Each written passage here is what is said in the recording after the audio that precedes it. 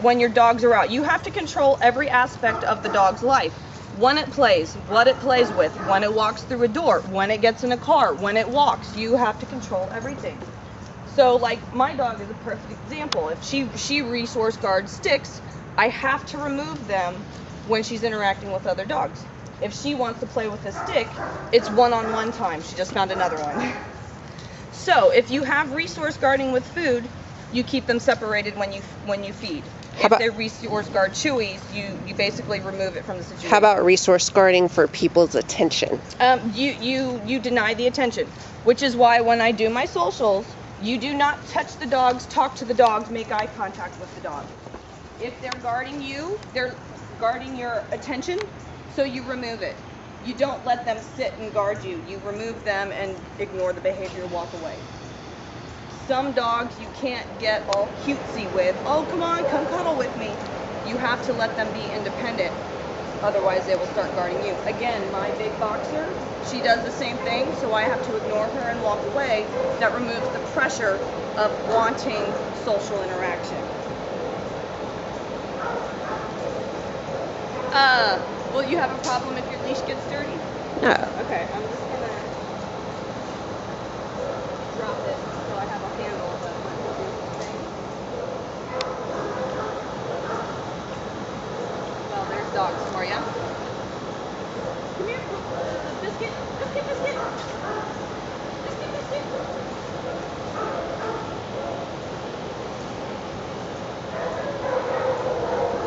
So I'm gonna bring out a little higher energy dog.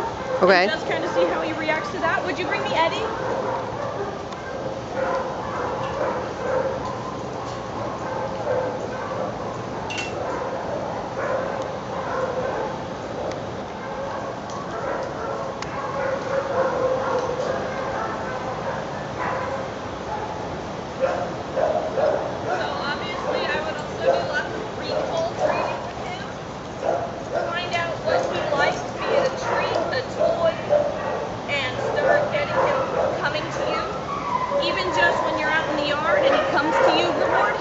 Make it a wonderful thing. People are good.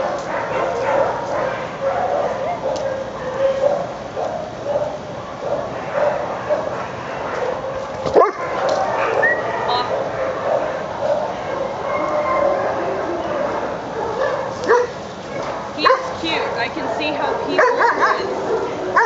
Oh, there's Mr. Eddie.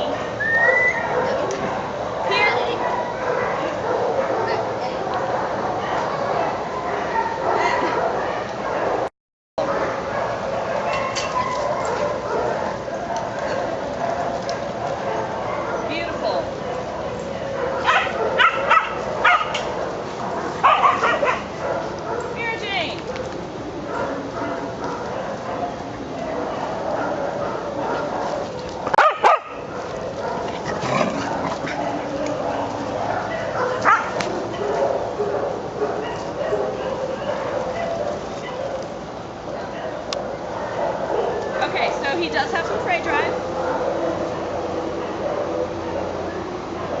Is he getting excited by Eddie? Yep.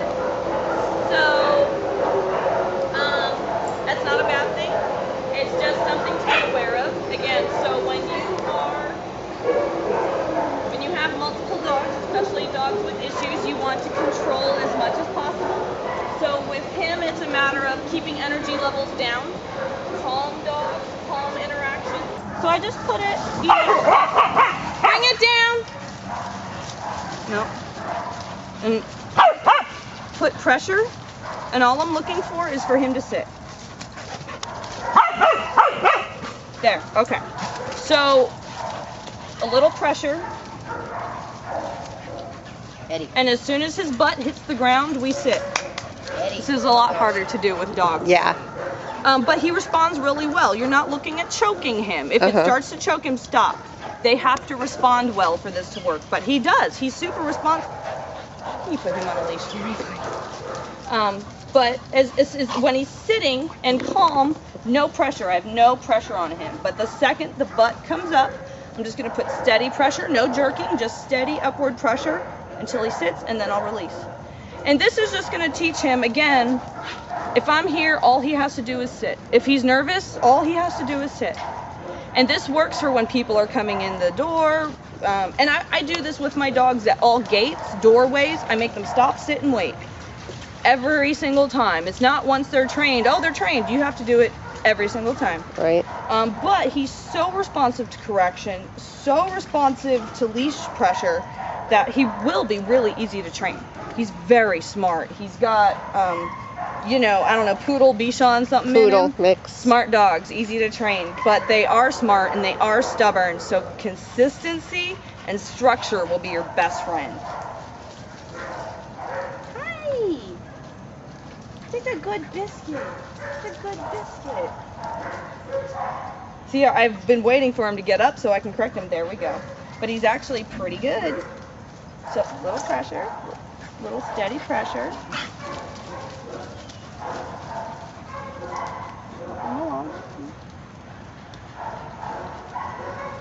That's all he has to do is sit. That's all I want him to do. And when he sat and did good for a while, then I will release him.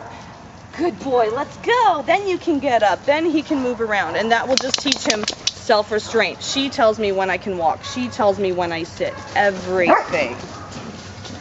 But look, he's already calmed down so much in 10 minutes. Bring it down. What's going on, Biscuit? I mean, he wants to play. Look, he's like, I want to play. Icky.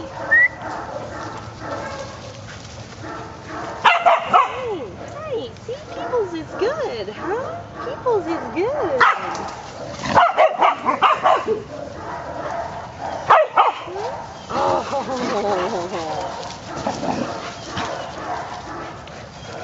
Oh, I got a twofer. I got a twofer.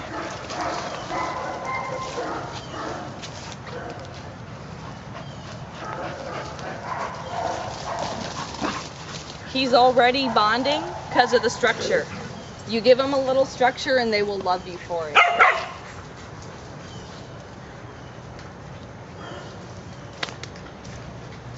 Good boy. Good boy. That's such a good biscuit. And as of right now, he's not necessarily guarding me, but I can see how he would get to that point. Oh, you're cute. Now he really wants your attention. Yep. Oh, he's cute. Now, see, that is because I encouraged it. I went down, I touched him, I gave him physical contact. So it creates something of value. Right. So now he wants it. So that was bad on me. That's why I say no eyes, no mouth, no hands. So a good example of how it happens. Exactly. I just created something of value. You saw everyone come in. He kind of got up in my lap and like, hey. I'm here. That was him starting to go into resource guarding. He was guarding me. So that's why we prevent that. You know, when you have them like, let's see, Biscuit is very confident. So we definitely need to work on, I would say, social skills, being around other calm dogs. He's got a little bit of prey drive, so a high energy dog or a cat may need some supervision at first. This dog definitely likes structure. So being told no, training, these things will definitely work in his favor. But I was going to say he was responsive to the leash a few minutes ago. But he needs some leash training, and he will respond well. He is confident, but needs to build trust in people. Training will help build that bond.